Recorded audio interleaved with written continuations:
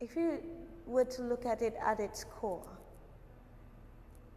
drawing is the making of a mark, and even in whatever its prerequisite to everything, it blends into every field, regardless of its tangibility. It could be virtual, it could be, it could take on a third dimension. It has this ethereal quality about it that attracts me. The experience personally for me has been subliminal. On, you know, having both sides of the spectrum, the ecstasy of such an opportunity and the stress involved in getting it done at the same time. In the studio, you are restrained to the amount of space you have, but in the one work project, everything, every part of the architectural piece is yours. Okay. First, through this project, I've been keeping a journal, and I got to a certain point that I wrote note to self: never ask people to come in when you're working again. For what I do and for the lifestyle I live, most of the time when I draw, there's silence. In this project, it wasn't just about someone stopping by while you're working and observing what you're doing. It was a situation where I invited people to come bother me. I invited people to stop my thought processes and bring in theirs. Yes, there were gains. Instead of my mind working in its flows as it normally would, it was working, you know, almost like to a drum beat, you know, this very staccato.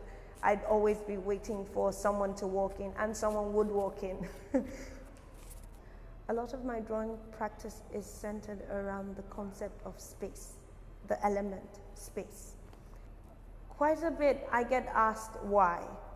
Why did I make the drawing this way or not? It's very intuitive. The drawing deals with innateness and spontaneity and the temporality of thought. The drawing doesn't follow me, I follow the drawing in this case. Yes, it is true that drawing is very, very close to our conceptualization.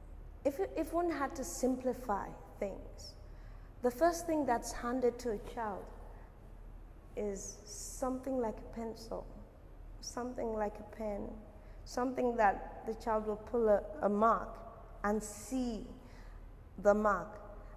Now, I've come to notice also, because in this work, in this research, I'm an audience of myself. The forms end up having this very, how should I say, familiar feel to them. And people look at these images and they recognize things. They feel some kinship triggered in their memory from forms that they've seen. And upon closer inspection, the image vanishes and they see something else. In the course of this project, I've been asked about drawing materials. And my answer was that everything is a drawing material. Even your speech is a drawing material. Looking on, if you look through the images of how the project has progressed and the reactions of people to the work, it does show that as much as it is a research for me, it spurs a research for everyone else. So